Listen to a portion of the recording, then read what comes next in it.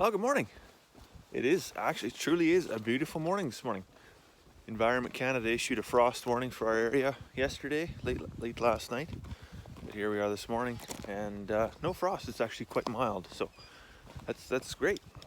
So yesterday I made my world famous lamb stew, and admittedly it wasn't the best I've ever made, but still pretty darn good.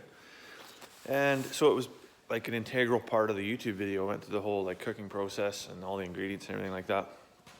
And I'd said, the best ingredients come from the land. And I stand behind that 100%.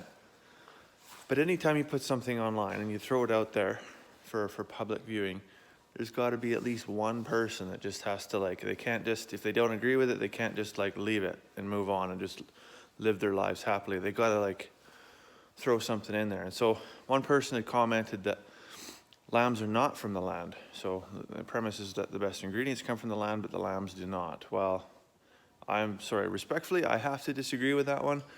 Our lambs are bred here, they're born here, they gather all their sustenance here, and then their lives end here. And they come right back to our own freezer, and the cycle continues right here on this farm. So there's nothing, they can't get more from the land than that. The carrots, the potatoes, all the stuff we dug yesterday, all the vegetables, because this is what this is about, is somebody that she's vegan, and that's fine, and that's a life choice, is entirely free to make, but all that stuff is shipped from York and PEI, it's nowhere near here. And to be honest, our lambs were born probably a month before those carrots even went in the ground.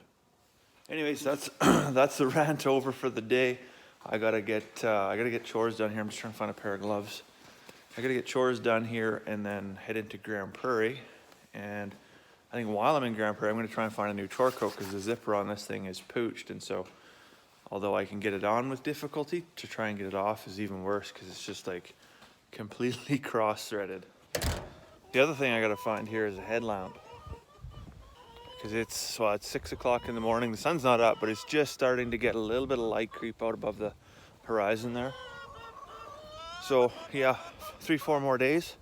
6 o'clock in the morning is going to be pitch black. Morning, sheepy sheeps. Hi, Richmond. Hi, Queensborough. Hey, Jock. So I'm just out here in front of the Goodwill. They're going to open in 3 minutes. I'm going to go in there and look for a new Chore Coat. And I mean, my last Chore Coat lasted for 12 or 13 years, and I got it from a secondhand shop as well. So rather than spend $150 on a new coat, I could probably go in here and get one for $25 or $20 or whatever it's going to be. But yeah, I mean, why waste all that money for something? Here I can support a charitable business that supports workers with disabilities and their ability to make a living. So I think it's a good cause. And as I drive in here, I got to come right by the Walmart, and you look out for Walmart. I mean, they're making enough money. They're actually repaving their parking lot today. So I don't know how much asphalt costs, but it's like hundreds of thousands of dollars to repave a parking lot. And I'm over here, and the parking lot's got potholes and everything. I'm going to support the people that need it, and just think about that, I guess, when you're choosing where to shop. Who's doing well and who's not versus who's essential to your community. And that's why I always like to shop local, because you take for granted a lot of these small businesses, but then when you lose them, you're like, oh yeah, you realize just how essential they were, how convenient they were, whether it's a jug of milk on a Saturday, or not having to pack up your whole family and drive to Grand Prairie or wherever the nearest city is to you, right? All right, so you want a good news story? Just come out of the Goodwill. I was in there perusing their vast array of gently used outerwear, and it's not that they don't have a vast array. There's 25 coats in there, and all 12 to 15 of which are all leather jackets from the 80s and 90s. And I'm thinking, I don't know if the world is ready for me to be that hardcore, doing chores in a leather jacket like I'm Don Johnson or something. Anyways. So I didn't get one of those. They did have, though, a 3/4 length sheepskin and suede jacket, and it was $40. I was like, whoo, that thing is hot to trot.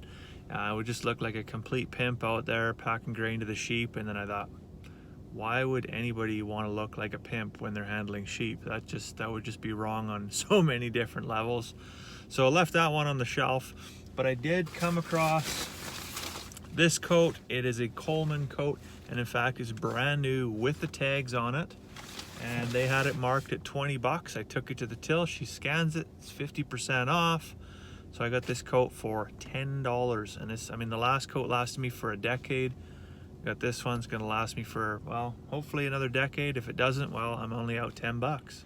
Well, I just got home from work, and as you can tell, I'm in the shop. It's windier than I'll get outside as per usual, but it is like 70-kilometer-an-hour winds blowing. And what do I come home to see? But the horse shelter that recently just flipped upside right is now upside down again. So look at the weather forecast. It's going to be windy until, well, next Tuesday. So, you know, over a week. So I'm just going to leave it. It's going to sit there, and when I flip it over, I think what we're going to have to do is fix the skids a little bit better and then try and make it face a different direction, because right now it's open to the south and the wind is predominantly, you know, west-southwest to southwest here. So it does catch quite a bit of wind, and I'm just gonna kick it over to face the east, I think. So it's now, oh, what is it? It's like 5 to 11 at night. I just gotta get some pig food and some chicken food mixed up for tomorrow morning. So yeah, we have some pretty long days on the old ranchero here, but yeah, get that done, and then I'm just gonna go straight to bed. So I hope you have a fantastic night. We'll see you tomorrow.